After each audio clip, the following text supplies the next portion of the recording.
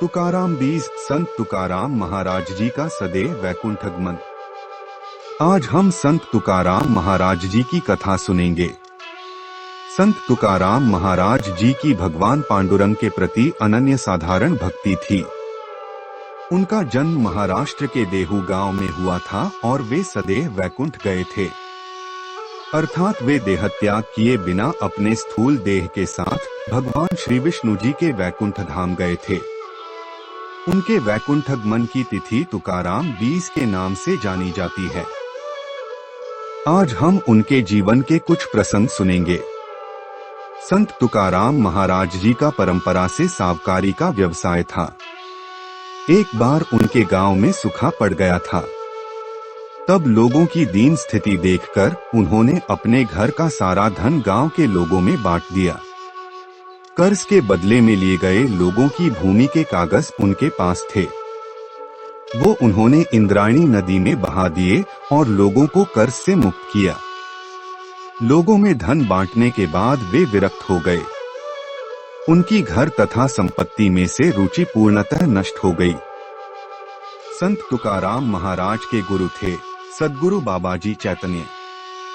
एक दिन उन्होंने तुकाराम महाराज जी को स्वप्न में दृष्टांत देकर गुरु मंत्र दिया।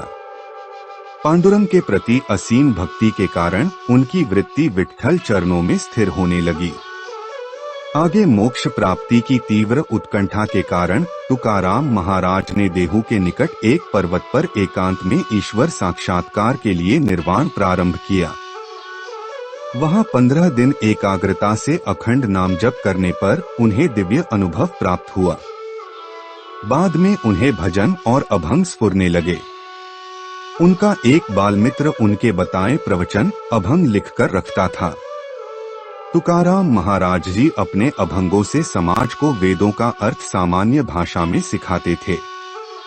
यह बात बाजू के वाघोली गांव में रामेश्वर भट्ट नामक एक व्यक्ति को चुभ रही थी। तुकाराम महाराज जी की बढ़ती प्रसिद्धि से वह क्रोधित था।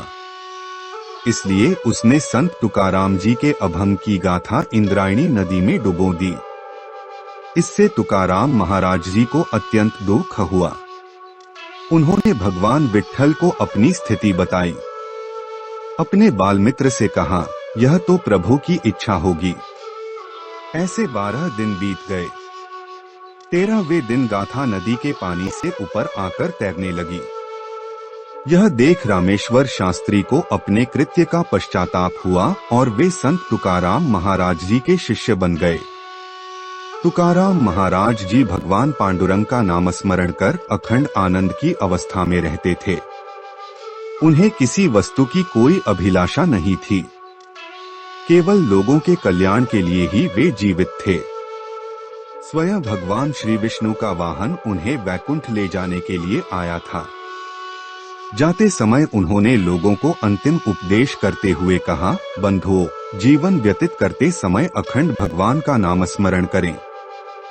अखंड नाम जप करना यह भगवान तक जाने का केवल एक अत्यंत सुलभ मार्ग है।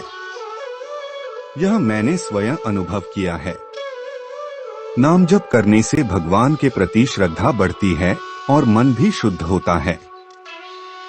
तभी श्री विष्णु जी का गरुड़ वाहन उन्हें लेने के लिए आता दिखाई दिया। भगवान श्री विष्णु जी के अत्यंत सुंदर रूप का वर्णन करते हुए और उपस्थित लोगों को प्रणाम करते हुए तुकाराम महाराज जी भगवान के वैकुंठ धाम गए। वह दिन था फाल्गुन कृष्ण पक्ष द्वितीया।